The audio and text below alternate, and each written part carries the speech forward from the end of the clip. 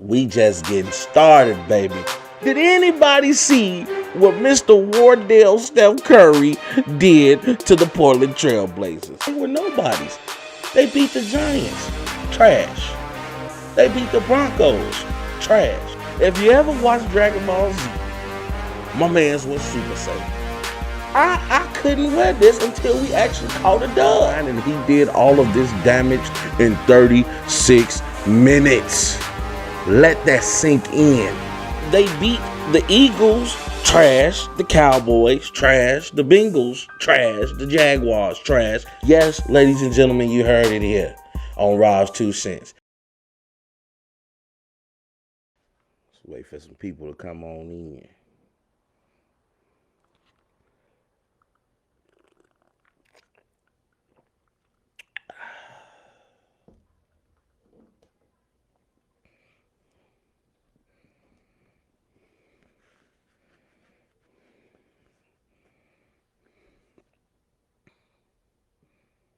Yo, come on in, people. Welcome to Robs2Cents, the live show. I'm here to talk to y'all. This show is about y'all. Come on in. We got a lot to discuss. Where my sports fans at? Where my people at? We don't even have to just talk sports, man. This is going to be a real cool show. You feel me? It's that rim thing, I'm chilling with my people. Kurt, what's up, my boy? Golden Media. You know it.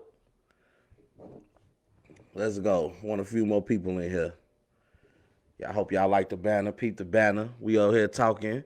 What's up, sis? My boy Jay, what's happening? What's up, little sis? Gather around here. Welcome to Robs2Cents. I know y'all used to the intro.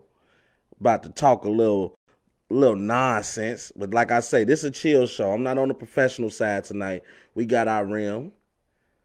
We gonna sit back, chillax. What's up, Angie? What's happening, Angie? That's my dog, y'all. What's going on? Come on in. All right, yeah. All right, we got some people in here. Welcome to Robs2Cents, the live show. I want to look at the camera. I want to look right at y'all. Let y'all know what's going on, baby. My boy Steve. Steph, what's good, my boy? We got a lot to go into. Let me know. And y'all put some comments, some topics in the comment section. Let me know what y'all want to talk about. But right now, I got a big announcement to make. If you guys haven't heard, and I got to get on my Stephen A. Smith, the NFL just announced some big news, y'all. They are now going to have a 17-game season. How y'all feeling about that? The NFL is going to have a 17-game season. So owners on Tuesday, they approved the expansion of the regular season from 16 games to 17 games, and it will be happening this season. What comes with that is they're only going to have a scheduled 3-game preseason now instead of the 4 games they usually do. So that's some big news, especially for teams that's trying to get, into that playoff picture. It also gives us, the fans, more to look at. We got a lot going on. I see a question. Here we go. What are your thoughts on the buyouts and the teams going into the playoffs? I'm glad you asked that, Jay. I just knew what my people was going to ask me, so I'm glad you asked me that. I want to actually talk about players that made debuts with their teams from this trade deadline and from the buyout. We got to start off talking about Brooklyn, because Brooklyn made a hell of a move. We already knew they bought in Blake Griffin. We already knew, the other moves that they had made, bringing in James Harden 10 games into the new season. But now they bought in L.A. They bought in LaMarcus Aldridge. A lot of people said Aldridge was washed up. A lot of people said, his Portland days were over with. What we saw in San Antonio wasn't the LA that people thought was going to be a great, teammate of Kawhi Leonard's, which is why Kawhi got the hell up out of there. Kawhi said, I'm going to go to the Clippers. I'm going to go ahead and bring Paul George with me. I don't know how that's turning out with the Clippers, but they better hope they get playoff Rondo. But back to the Brooklyn Nets, because LaMarcus Aldridge has revitalized himself in Brooklyn. As you know, he made his debut going against the Charlotte Hornets, and they beat the Hornets 111 to 189. Keep in mind, KD wasn't there. James Harden wasn't there. They only had Kyrie, and even Blake Griffin wasn't there. But they had Kyrie and they had LaMarcus Aldridge, and he had a pretty good game considering the fact he hasn't played in a couple of weeks, about 6 to 8 weeks to be exact. He had 11 points, even though he shot 14 from the field goal. He did hit his only three that he took. He also had 6 assists, 9 boards, 2 steals, and 1 block. LA went crazy, considering the fact you haven't played for 6 to 8 weeks. He didn't come out and do too much. He did what he was there to do. They got Kyrie to score. They don't need nobody else to score. And then especially when you bring back James Harden and Kevin Durant, that's an automatic bucket. We talking about 3 of the greatest isolation basketball players to ever touch the appeal.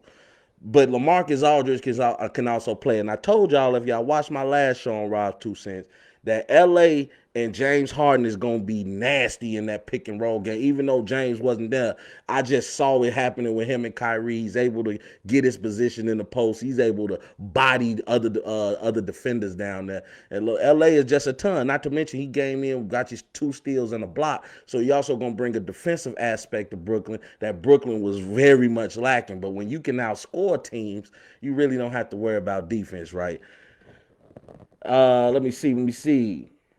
I think that chemistry is gonna be good because it's that dynamic. Great question, Steve. It's that dynamic. Brooklyn dynamic. See, a lot of people, include myself, when we first heard James Harden, KD, Kyrie playing together, we think there's not enough ball to go around. There is too much basket. There's too many good players and not enough basketball. They only give you 1 basketball in a game. But the fact that these players complement each other, because James doesn't need to score unless he has to. And then Kyrie is going to be looked at as the 2 guard. And KD, we know, is probably one of the greatest off the ball players. So he doesn't need the ball in his hand to still go get a bucket. So I actually think Brooklyn chemistry is going to be pretty good, man. And then you got to see what I always tell people. If you watch my show, I always live by this mantra.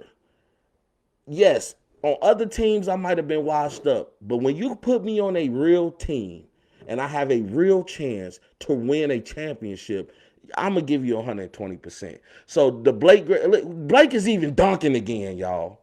We ain't seen Blake dunk since the Clippers. Blake out there catching oops. He doing putbacks. I understand what you're saying, Murder. Holla at your boy, man. What's up, Big Meech? I appreciate you for jumping on, man. Yeah, I know they got to do a lot more, but you got to understand, man. Blake knew he wasn't gonna get no damn ring in Detroit. He wasn't gonna get no ring in Detroit. So hey, we gonna pack it in. I'm gonna go ahead and get this money, and then I'm gonna go ahead and retire. But now you move me to Brooklyn. I got paid from Detroit because they bought me out my contract. Money is not an issue anymore. I want to win a ring. So we going to see. But we also, I don't want to keep it just on Brooklyn. We saw some other players make their debut. We saw Victor Oladipo make his debut with the Miami Heat as they beat Golden State 116-109. It just pains me to say that, y'all. You know how much I'm a Steph Curry fan. But, just realistically, he can't do it by himself. They need Clay. They definitely going to be missing KD. But I feel like if they can get a good trade to come, people still want to play with Golden State. Don't be surprised if the Lakers do lose this year. LeBron be on them 2-year contracts. You saw how chummy him and Steph were together. Don't be surprised if you see LeBron in a Golden State jersey, because Steph ain't leaving Golden State. I just want y'all to know that. But we saw Victor Oladipo make his premiere. He scored 6 points. He had a bad shooting game, 2 of 8 from the field, 0 of 4 from the three-point line. He had 5 assists, 3 rebounds, 2 steals. We also saw Vucevic. He's been making his debut, but damn it, the Bulls are 0-3 since he came here. I know Zach LaVine been in and out of the lineup, but Vucevic has been doing this thing. He had 2 21-point games. The last game versus Phoenix, he had 24 points, 10 rebounds, 3 assists, 2 steals, 1 block. Vucevic is balling. We just need the Bulls to get it together. They still are a lot of pieces away from being a real contender in the East, but they're going in the right direction. It's about time. We got a GM that's willing to spend some damn money. But Denver is who I want to talk about, because I think low-key, Denver got the best motherfucking pickup in the trade deadline, because they got Aaron Gordon. And what he does is he brings a big body to contend with teams in the Western Conference. So to contend with your Kawhi Leonards, to contend with your LeBron Jameses, he's gonna be able to bang down there with them boys. Not saying he can stop him. You can't stop a great player, but you can slow his ass down. And that's what he's there for. Not to mention his athleticism, the way that he can dunk. I'm telling you, man, Aaron Gordon is a beast. The last game they played the LA Clippers and they beat the Clippers down. He had 14 points. He was 6 of 13 from the field, but he had 6 rebounds, 6 assists, 3 steals, and 2 blocks. That's what I'm saying, man. The man can jump out the gym. And again, when you're going to play for a team that can contend for a championship, you got to remember the Joker, Big Nikola Jokic, is an MVP candidate. And if James Harden doesn't come back in time, he might win the MVP this year. The Joker's been balling. I mean, we haven't seen a center be able to just get triple doubles like he has. You know, he's an excellent passer. He can bang down there with you. He can shoot the outside shot.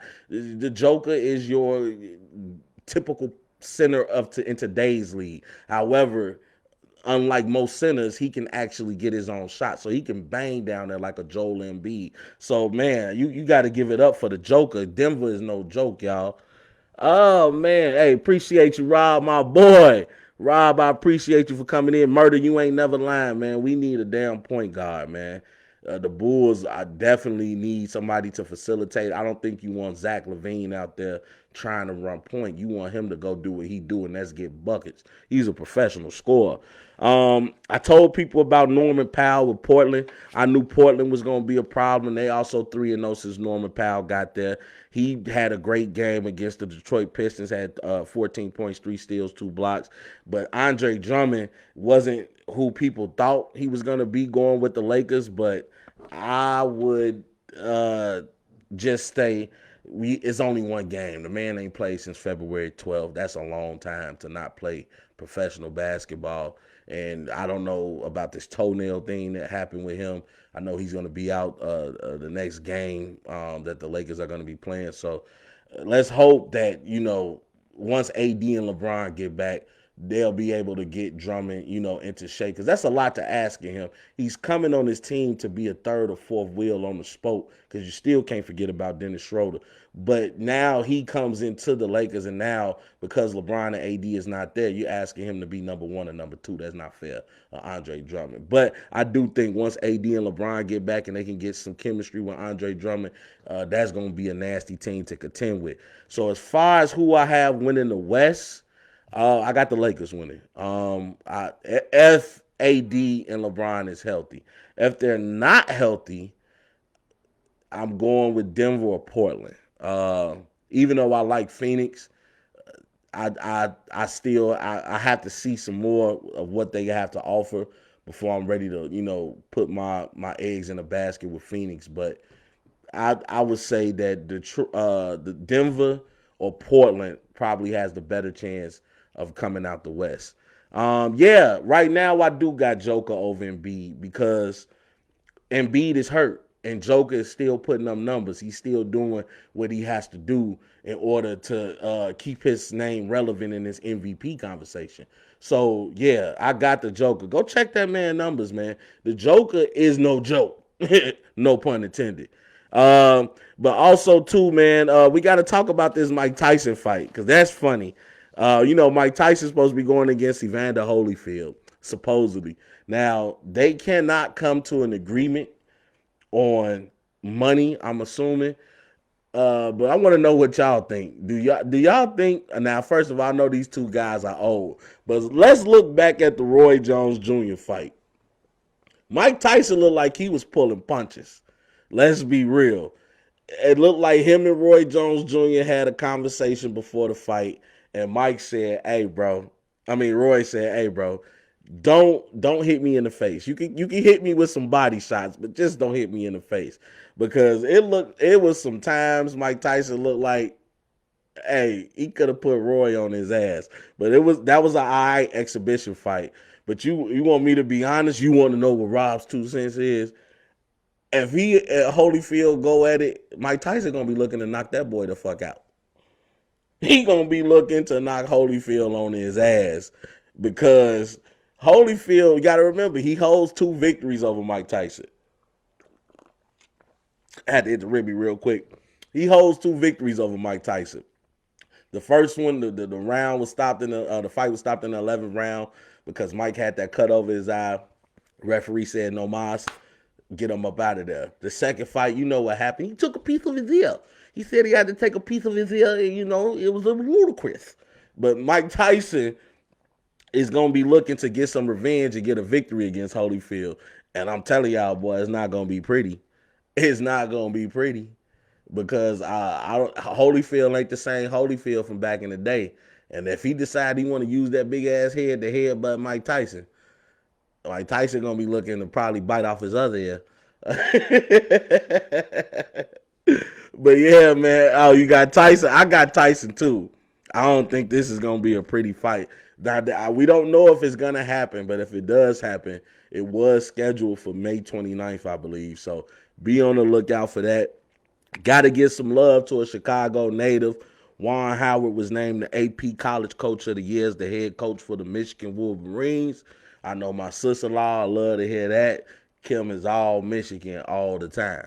But got to give a shout out to Juan Howard for that. That was big. Michigan, they fought as hard as they could. They were pretty short-handed this year. So they don't need to hang their heads, man. That's been a pretty weird season in college basketball. I haven't even been able to keep up with it because, so many teams, couldn't make it to the tournament due to COVID or whatnot. So, hopefully we can get to a spot where we can, get past this thing. I'm about tired of COVID, but we ain't even gonna bring that up. We want to keep it positive on this show. But on a good note, the NFL, I read an article on NFL.com, and they're saying that they're predicting they're going to have a full stadium come opening day. So that sounds like some good news. I know that might scare some people, but no, we need to get back to as much normalcy as possible. And it's going to be great to see NFL fans back in the stands. It felt great to see the few fans that they allowed in the stadium on Super Bowl. When my boy Tom, old Goat Brady, he had to put a whipping on my boy Pat Mahomes, man. But it's gonna be great to see fans back, including for all my people on here that do watch wrestling. They're gonna have fans at WrestleMania. I believe they said up to 25,000. I believe so. That is gonna be beautiful. I saw WrestleMania last year. It was great. For what it was, but it was definitely not the same. Certain things that happen that you will hear that pop. When a crowd pop. I know y'all remember watching wrestling back in the day, and Stone Cold, you hear that glass break, or you got The Rock, you smell what The Rock is cooked, and you just hear that pop from the fans, like the camera is shaking because the stadium is erupting. I feel like you don't get that anymore. So that's gonna be real huge to see fans back in the stands. I am here for that, man. What's up, V-Dub, my boy in the building? You said you got both doses of that vaccine. Hey, I ain't mad at you, bro. I'm going to wait. You know what I'm saying? I promise you this, though. If you turn into a zombie, I put you down myself. That's how much I love you. I'm just playing, man. But yeah, man, come on, y'all, talk to me. What more y'all want to hear about what's going on in the land of sports? Oh, Isaiah Thomas just got signed to a 10-day contract with the Pelicans. I forgot to say that. He hasn't played basketball since February 3rd of 2020. So the little man is going to be back on the court. That's my boy. Isaiah is a baller. I really hate that back injury took him out. He was having such a great year for Boston that year. And he was defying the odds. We hadn't seen the little guy play like that since Allen Iverson, man. So Isaiah Thomas, man, is going to be a welcome sight to see him back. Oh, we got to get into a little tea. Let me grab my cup. Did y'all see what was going on with KD and Michael Rappaport? Did y'all see Michael Rappaport expose KD for the DMs? Hey, KD was talking some real shit. Hey, he talking about some, when I see you, I'ma spit on you. Where you at? KD was coming up on a pull-up. He told him, your wife must be embarrassed that you her husband. You a bitch and all that. KD was talking some shit to Michael Rappaport. I was like, why? And Michael Rappaport, now I like him. And if y'all don't know who Michael Rappaport is, I believe that it was Higher Learning. Remember, he was the racist white kid. In case y'all don't know who Michael Rappaport is. So, he's always been big into the sports, big into the black community. He's one of our vanilla chocolate brothers. That's the best way to describe it. And him and KD actually have built a friendship off them talking shit to each other.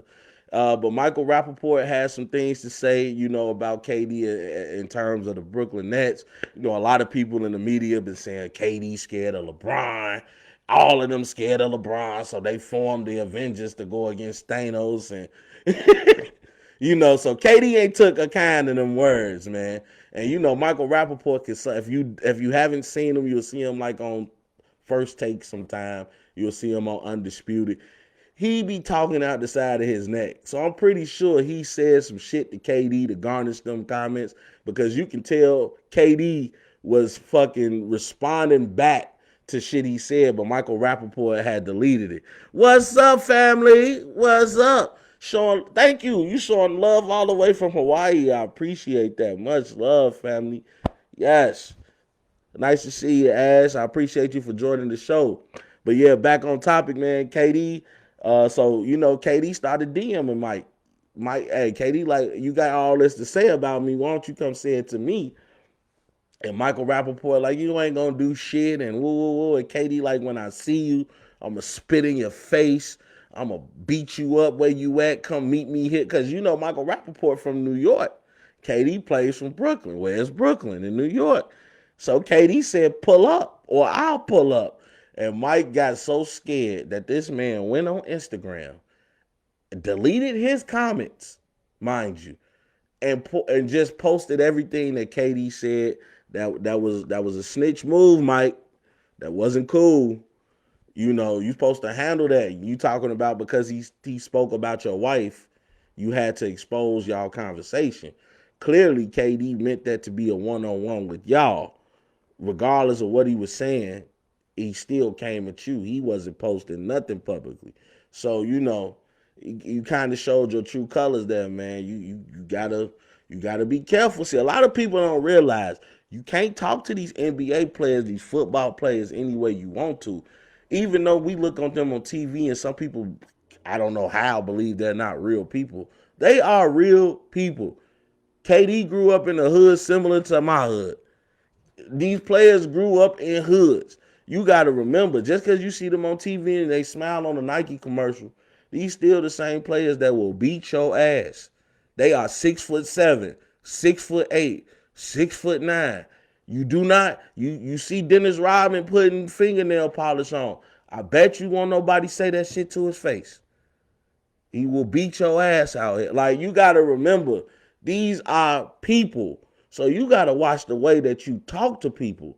Yeah, you see me on TV, you see me kissing babies and hugging cancer patients, but I'm still the same person that will beat your ass. Like, you got to remember that. Like, you got to be careful in how you talk to these players, these people that want to be racist, these people that, want to talk out the side of their neck because he didn't hit a free throw for you so you can get a free taco. You was 1 point away from 100 points and you didn't get your free taco, so you feel like you can yell at this player that's 6'7", 230 pound, and all muscle, that can jump out the gym. You want to yell at that person and call him out his name, and you 5'5", 250 pounds, fat. But leave that boy alone. You know what I'm saying? But yeah, so Michael Rappaport learned that the hard way with KD. Also, some more tea for y'all. Stephen A. Smith has some comments to say about Russell Westbrook. And his wife checked him. I'm just being real. You got to watch what you say about these players and how you say it. Now, granted, on the other side of the equation, players can't be so damn soft. People gonna say stuff about you. It's just life. Now, Stephen A. didn't say anything negative about Russell Westbrook, the man. But yes, if you play basketball, This is a field that I'm trying to get in. So you have to understand, you play on a national stage, which means that people are going to talk about it. And there are people that actually get paid a nice amount of money to critique your game. And yes, some of these people never ever played the game of basketball, never played the game of football, never played the game of baseball. Just because I didn't play it on your level doesn't mean I can't understand the game. God didn't bless me with your athletic ability, but God blessed me with with a mind. I can read plays. I can understand plays. I can read what's going on out there. I know when you should have ran a different option on that play, and I called it before you did. You know what I'm saying? So you can't sit there and say you can't. I see a lot of players say that that's one of their go-tos. You can't judge my game if you never played the game. Why not? You playing right in front of my face. I've watched so much basketball, I can tell you what sets y'all running. You know what I'm saying? So, but anyway, that's a different story. But Stephen A. Smith critiqued Russell Westbrook's game, in which he said Russell Westbrook, as great as a player as he is, he's not a winner. He's at the point in his career where I'm not paying attention to the numbers you put up. I know you can put up these numbers. You win a whole season averaging a triple double. You win the season, you won that MVP, you scored, you had 40 something triple doubles. Nobody's seen that since Oscar Robertson. I know that you can do that. That doesn't shock me. I know you can dunk on people. I know you're going to get people involved in the game. Does that translate into winning a championship? Do you getting your numbers make you guys that much better where you're a championship contender? And you haven't been in a situation where you haven't played with great players. You wasn't in that situation like playing like James Harden was that year where he had nobody in Houston. Or how LeBron used to be in Cleveland the first go around where he took a bunch of bums to the finals. No wonder he got swept by the Spurs. The Spurs saw them and was like, oh, Lord Jesus, it's a W. I'm telling y'all, man, Russell Westbrook played with KD. Russell Westbrook has played with James Harden. Russell Westbrook has played with Paul George. He's played with Ibaka.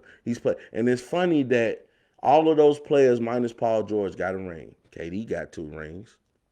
Ibaka got a ring, got one with the Raptors. Well, and besides James Harden. But James Harden got to the Western Conference Finals. But James Harden, the reason I'm not so quick to say Brooklyn is going to win the championship is because I've seen James Harden kill in the regular season. I haven't seen James Harden go crazy in the playoffs. And when he has gone crazy in the playoffs, it's been in the earlier rounds. But I remember he pretty much had Golden State handed to him in the bag. And you and your team decided to keep shooting threes that you knew you could make. How you shoot 7 of 46 from the 3-point line? Like, it didn't click in y'all head that, hey, we should stop shooting threes. At least for right now. You know what I'm saying? So that's why I have more faith that Kevin Durant is there, but KD pretty much been sitting out all year.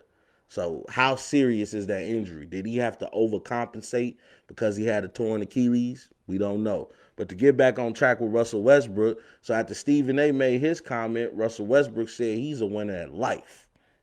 He said, I made it to the NBA. I grew up in the hood. I grew up poor, no food, no money. And I made it to the NBA, and I get paid millions of dollars for you to come watch me play.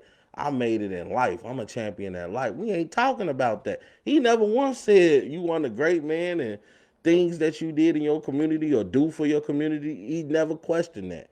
All he questioned was your game. And even Russell Westbrook's wife came out and had to let Stephen A. know, hey, bro, you played in college. You weren't even good enough to make it to the NBA. Hey, she went in on folks. Hey, but it's all right. It's all right. Stephen A. Smith actually applauded her for doing that because he said if he was married, he would hope that his wife would stick up for him the way Russell Westbrook's wife stuck up for him. So that's crazy. Oh, Tino, what's good, my boy? I appreciate you for tuning in, brother. Real talk. And I agree with you, bro. That's his problem. Russell Westbrook, and I think he's getting a little bit more mature. And I think playing with Bradley Beal is kind of bringing the great personality out of Russ because they can relate on, I guess, NBA trials and tribulations. But that's been Russell's problem for years. It's his attitude. He can't play with other people. Even though he played with KD, you would think he would realize KD is the best player on the court. He dominates. He does things that I can't do. He do things that I can't do. But yet they a clash. And I don't understand why. Because Russell has to be the alpha. He has to be the alpha. He has that mentality. I mean, look at the way he reacts. He's dunked. Like, look at this past game that he played against the Hornets. Y'all losing. It's like a minute left on the clock. You do dunk the shit out of Biyombo. He caught Biyombo slipping hard. That was a nice dunk. We ain't seen Russ dunk like that since OKC. But y'all losing. And he frowning and pounding his chest. Bro, y'all losing. It ain't nothing for you to celebrate, bro. Like, it was a great dunk. But you lost the game with a minute left and y'all down double digits. And he frowned like you done did something. You ain't did shit. It's too late for that. We needed that, Russ, at the beginning of the third.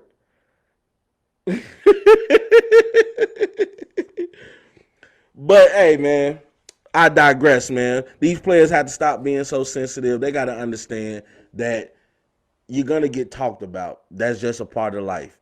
As long as players can, these analysts can keep it respectful and talk about your game, then that's what they should do. And before I leave, I want to talk about something that's been bothering me that these national sports people are not going to talk about.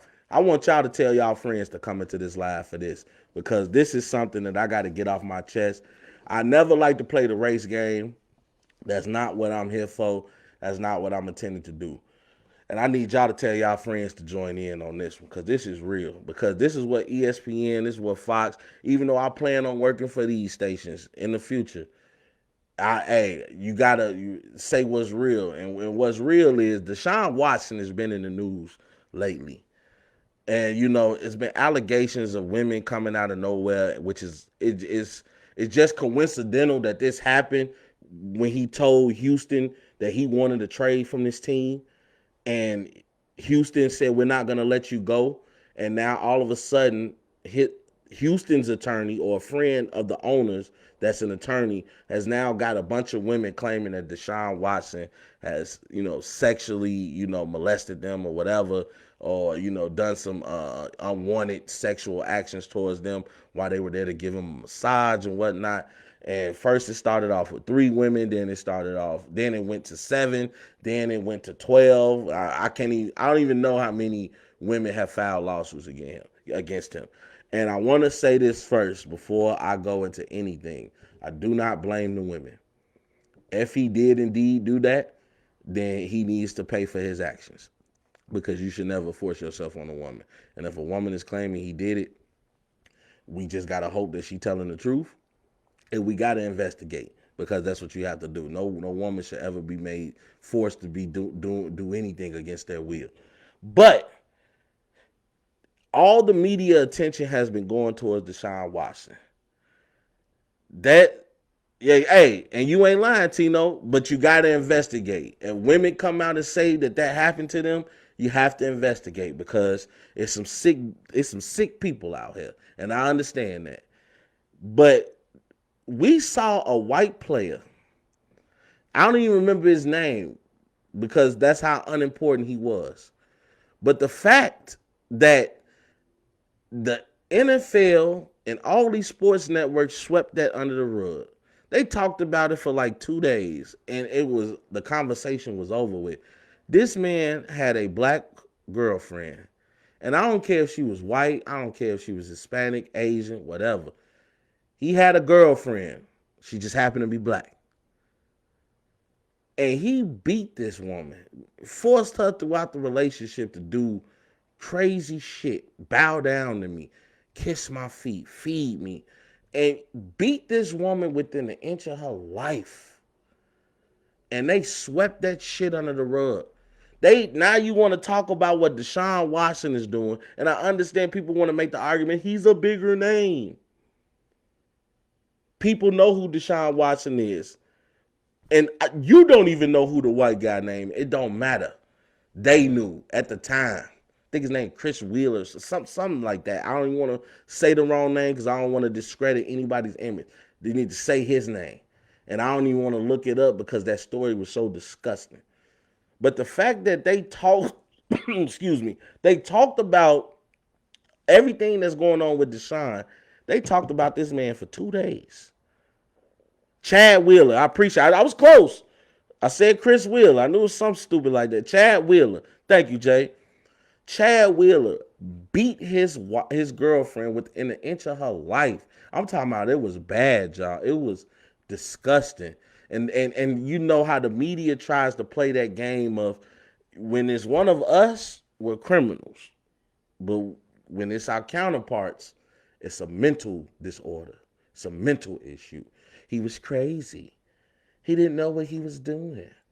You know, and I try not to get too political because I'm here to talk sports. This is the hottest sports conversation in the nation. This is Robs2Cents. But when I see wrong, I got to address that. And wrong is wrong. He shouldn't even be able to play in the NFL again. You should have seen how beat up this girl. This woman might not ever look the same as she did before that incident. So we got to do more as people watching this media production and these people that's creating the narrative. We got to stand up and say something. That's what I'm going to do on my platform. And I appreciate y'all for being a part of Robs2Cents. I want to end it on that note. We're going to join me on Tuesday, I should say. I'll be recording Monday. I have the next show out Tuesday. I just wanted to do something different tonight, y'all. I wanted to talk to my people, talk to people that's been constantly supporting me to see if people were going to support. And I appreciate everybody that stepped in and out of this live, man. I love you guys, man. We're going to be talking a lot going on into Tuesday because the playoffs getting there. So we need to start making our playoff predictions, talking about who's going to be in this play-in tournament and how do we see that shaping up. NFL is going to be starting soon. I know I told you guys who've been watching, I'm going to get into baseball, man. I appreciate y'all for, tuning in. I'm going to start watching baseball. I promise. I need to just learn the ins and out of it first. I need to know what I'm talking about before I start talking about it, y'all. My boy Theo, I told you I was going to do that. Theo, I appreciate you, man. Hey, blessings, Jay, and blessings to everybody that came on this live show, man. Hope y'all continue to do good, man. Hey, subscribe to my channel while I got y'all here. Robs2Cents on YouTube, Facebook, TikTok, Instagram. I'm everywhere, man. Make sure y'all hit your boy up, man. I appreciate everything that y'all do for me, man, because y'all continue to give me the support and give me the energy. This was fun. I'm going to be doing more live shows in the future. I want y'all to continue to be great. And y'all already know the slogan, baby. We go. There's a bigger fight going on. There's a much bigger agenda than the streets. And I know sometimes it's hard to see that far in front of us. But we have to look past the illusions, look past the delusions of grandeur, and look at the bigger picture. We need to become better versions of ourselves each and every day. Fight for what you believe in. Because if you stand for nothing, you'll fall for anything. We just getting started, baby. You guys know the slogan now. Hope you all have a great evening. And we go.